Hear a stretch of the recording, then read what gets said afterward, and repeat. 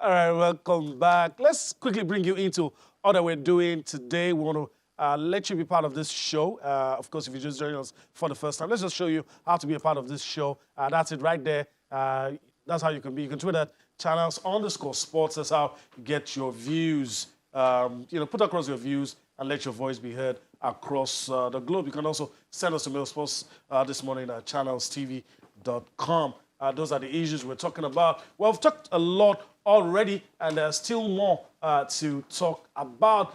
We told you about Maduka Okoye. Of course, we also be talking about what happened yesterday at Old Trafford. There's still a lot for you. All right, let's link up with our man. Initially should have been here with us in the studio, but couldn't make it down. But that's not stopping us this morning. It's going to join us via Skype. Bada Akitoday Johnson joins us now. Bada, it's good to have you join us this morning. Morning, guys. Always a pleasure to be on the show, whether physically or virtually. Always the same experience. Great pleasure. All right. Thanks for joining us. All right, let me just, yesterday we heard the news about Maduka Okoye and, of course, his move to the Dutch league. No matter what you want to say about the guy, about his abilities, that divides opinion. But you have to agree that is a good move for the young lad. Absolutely. Maduka Okoye has divided opinion because of the circumstances surrounding his invitation to the national team at a time when he was playing in the lower rungs of German football. It didn't seem like it was merited. It didn't seem like we couldn't have found maybe goalkeepers within the local league who could have played at the time. It seemed like he was enjoying some kind of privilege because maybe he was born abroad. But if there's one thing I give to the guy, it is his sheer determination and will to succeed. And that has landed him this opportunity at a bigger platform, on a bigger pedestal, where he can show the world what he's truly got. We saw a cameo of him in that friendly game, I think, against Brazil for the Super Eagles, where I must admit, he did show that he's got the ingredients to be a great goalkeeper in the future, maybe not now already. He's got the stature, he's got the reflex. He looks like he can command his box. He looks to me like a goalkeeper who can grow into a real talent in that role. And going to the Dutch league, where the likes of Aloy Agu, Peter Rufai have played in the past and made their mark, just fills me with some sense of nostalgia that we can have this young man grow into an accomplished goalkeeper playing regularly, getting tested quite frequently in a league where defending is not their forte. The attacking football they play in Holland means that usually they have high scoring games, so you have more incidences or more opportunities for a goalkeeper to get tested. And so I believe that this move will serve his career very well, and the Nigerian national team in the long term will benefit because he's a very young man and one whose age is not in doubt for obvious reasons. And we can look forward to a future of profiting from an upward trajectory for his career. Just mentioned that the Dutch league, usually they're not known for, defensive measures, attack. That's all they do. But if you check his record at Düsseldorf, when he had 14 games, he conceded 26. And if you're having defense that are not so covered up, is he not going to be in trouble in that league? Yeah, he'll be in trouble, but it's also an opportunity for him to develop his talent. A goalkeeper facing more shots than usual is not a reflection of his abilities. If you remember in the Premier League this season, at some point, for the most part actually, Arsenal's goalkeeper Brendan Leno had faced the most number of shots, and that's because the Arsenal defense was just all over the place. Yes. So you can't blame him for conceding goals, except where you can establish that those goals were due to his errors. If you don't have a good defense in front of you, you will face an unbelievable number of shots, and some of them will go in. I just believe that for him to have made this move, the new club would have considered some of those clips, some of those matches. Of course, they would have looked at them very intently, and they would have found that this guy does have potential. He put in a different environment, shielded by better defense, his numbers would look much respectable. Okay, all right. So let me take you to England now, and I want to talk about what a lot of people have called a missed opportunity. I just want to talk about what do you think benefits? What do you think benefited more from what happened yesterday between Manchester United and Southampton? Just want to get a quick take. Uh, There's a lot to talk about. I think, yeah, I think primarily Leicester City, because had United gone fourth, it would have been maybe done and dusted. If you look at the running, the last three games for the three clubs, United have the slightly better set of fixtures in terms of the quality of opposition that they play. So I feel like had United won that game and gained those 2 points that they missed, United would have been nailed on to finish in one of those places behind City and Liverpool.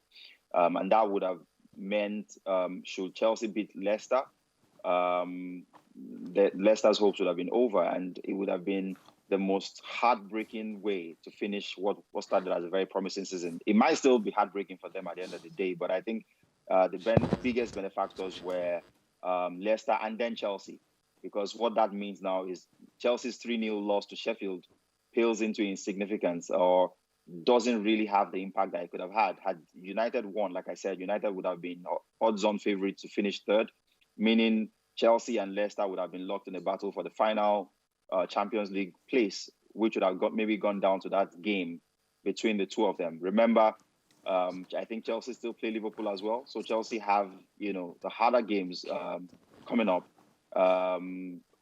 So really, I think the biggest benefactors in that particular order were Leicester and Chelsea. Okay, all right. So that's it on that one. So yesterday, another something big happened in England. Talking about what a lot of people have been waiting for. Talking about the Manchester City appeal over their ban, and of course that has been laid to rest now. They're going to be in the Champions League. Your thoughts on that?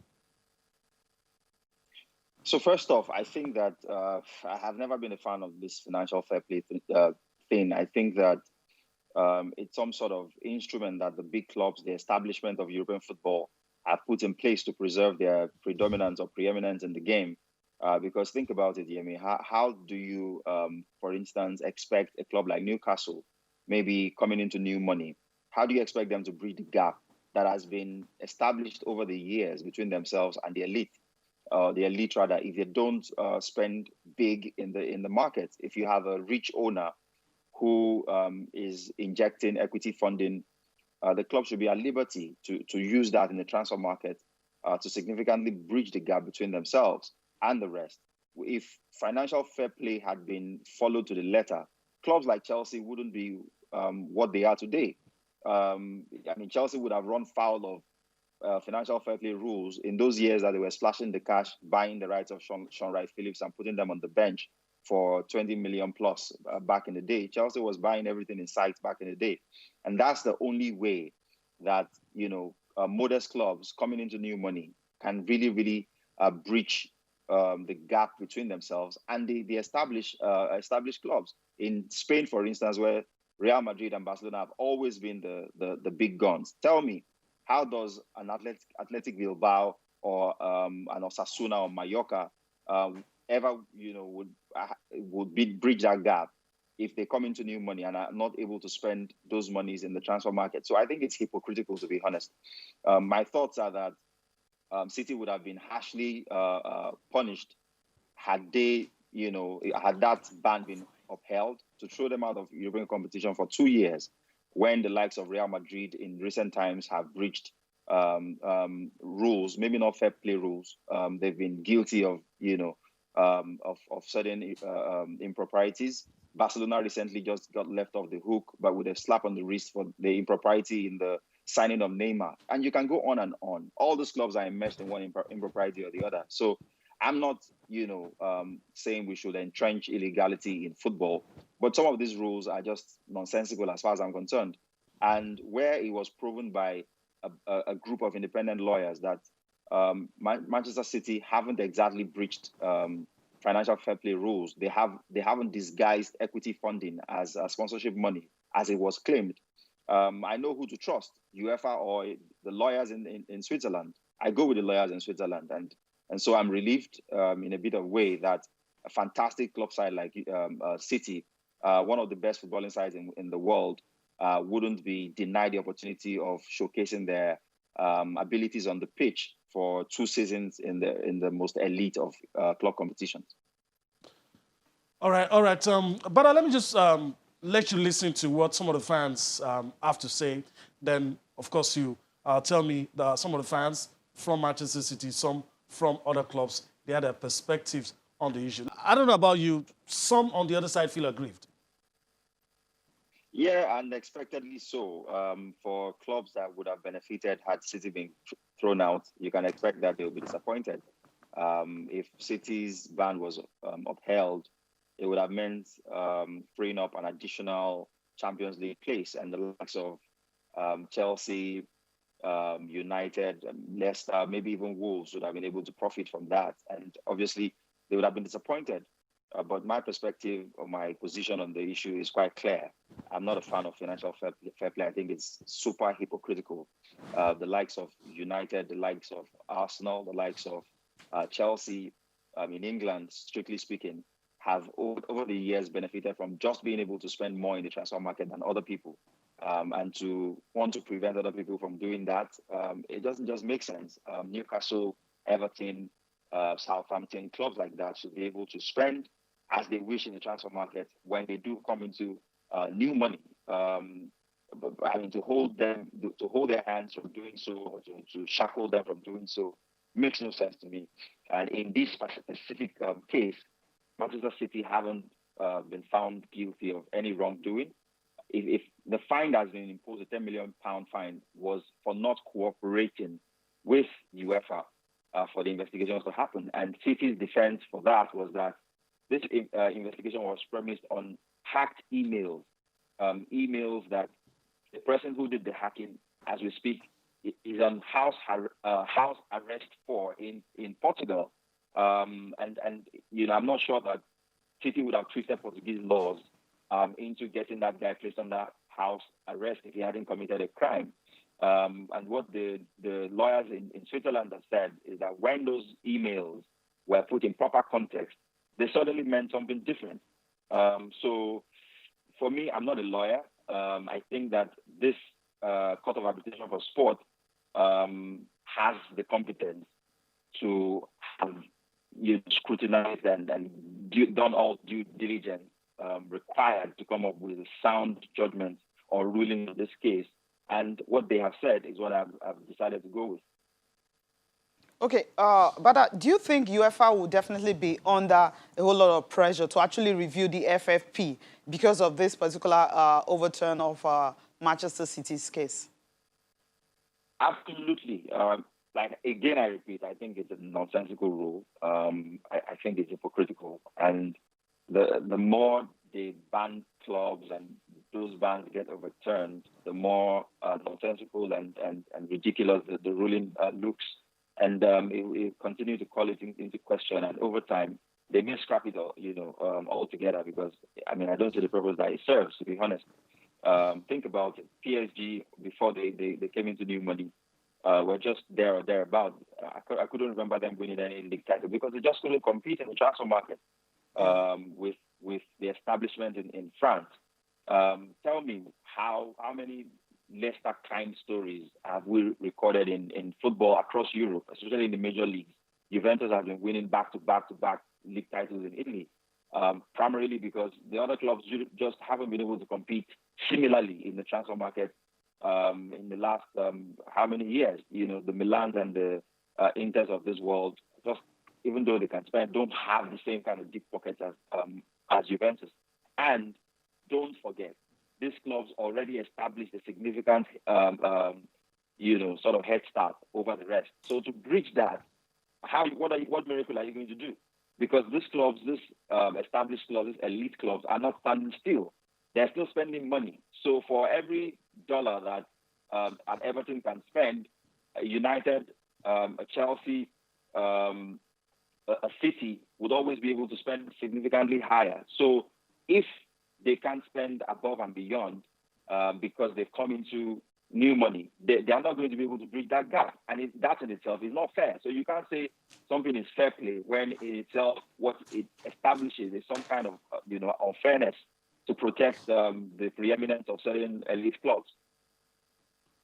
All right, so that's it. But we're about to go on a break, but quickly, your thoughts on what Lampard has to say. So, I mean, whether they like to admit it or not, they all were hoping that City's ban will be upheld and that they will be able to get an additional slot for the Champions League available. That's been obliterated now. They've got to go do the business on the pitch. If you must qualify for the elite competition in Europe, you have to do it by winning matches on the pitch, not hoping that a misfortune befalls a rival. The misfortune hasn't happened. City would continue to play in Europe. They have earned being in Europe for next season by finishing second. They're 10 points clear of third place, so they can't be caught. They've established they'll be in Europe next season, and they may even win this season's UEFA Champions League. They have a leg in the quarterfinals, haven't won at the Bernabeu. So City is undoubtedly one of the world's best football teams, and it'll be a tragedy, or it would have been a tragedy had they been thrown out for 2 years from the UEFA Champions League, as far as I was concerned. Okay, talking about Chelsea and Lampard doing the business on the field, with Manchester United actually missing the opportunity to go to third spot. They remain fifth despite all they've done over this season, because people have been saying that if the league has started in January, of course, United will be in front because they've had about 27 points since January till now compared to other teams. Now, Chelsea will be facing Norwich City today. Norwich, of course, relegated already. What are the chances of Chelsea actually taking opportunity and getting into the third spot? I mean, retaining their third position and also extending their league there. I think that if they don't beat Norwich, then they don't deserve to be in the Champions League. Chelsea has had a yo-yo season, to be honest. They're blowing hot this moment, they're blowing cold the next moment. Lost an incredible number of games at home. This season, they lost about 9 home matches. For a team that wants to play in European competition, that's not good enough. But they've also had some fantastic victories and good runs. I mean, case in point, last weekend, they lost quite surprisingly and scandalously to Sheffield by 3-0. They didn't look anything we saw against Manchester City when they were absolutely brilliant and actually beat City. So I think they should beat Norwich. But again, remember, like you said, Norwich are relegated. They may be playing with the handbrakes off, the pressure off. So Chelsea would have to play well to get that victory. But if they do play well, they will not only beat Norwich, they will beat them very well. All right, we need to go on a break now, but I will still have you on the show after we come back from this break. Welcome back. We still have Bada with us on the program. But then we're done with the English Premier League. We're going to go to South Africa right now. What's happening? All other leagues are resuming, and of course, South Africa is taking a cue. But what they want to do is different from what other leagues have done across Europe. That is, they're also going to go into a bubble, like what the NBA have done. But then there are controversies surrounding this particular situation. The PSL, that's the Premium Soccer League, that's the South African League, how it's called. Orlando Boss has been talking about, their plans to resume. They already have the plans. They submitted to the football governing body of South Africa, that's SAFA. But then it's like there's a little bit of trouble in there. But before we ask you this question, let's go to Okoza, what they have to say, confirming the resumption of the league later this month. Now, that's the plans for the resumption. But then he says they were actually in a meeting with SAFA. And SAFA came up with, after that meeting, they were saying that the health of the players actually more paramount than resumption of the league. But what do you make of this? I'm very concerned for the South Africans wanting to restart their league for the simple reason that South Africa has been hit badly by COVID-19, much harder than the rest of Africa. In fact, I think in terms of infections, they're third in the world behind Brazil and Russia, I think. And so for a country that is reimposing lockdown, I'm wondering why they want to do this. But then I also understand that their league is quite different from ours in that it is fully sponsored and there are commercial pressures here and there. But if you look at the COVID-19 situation or picture in South Africa, it doesn't support the sort of experiment that they want to do. But they seem to have the protocols quite well laid out. They say they would have a first set of testing 48 hours before they go into the bubble. And then afterwards, they'll have another testing. But if you look at how this COVID-19 testing has gone in the Premier League, where I think in the last round of testing, one player tested positive. Other times, they have 100% negative return of results. Once you have players going in and out and interacting with society, interacting with family and friends, even if you put them in a hotel, they're going to be there for how long? Are you going to restrict them from receiving visitors? Or are you going to also test their visitors?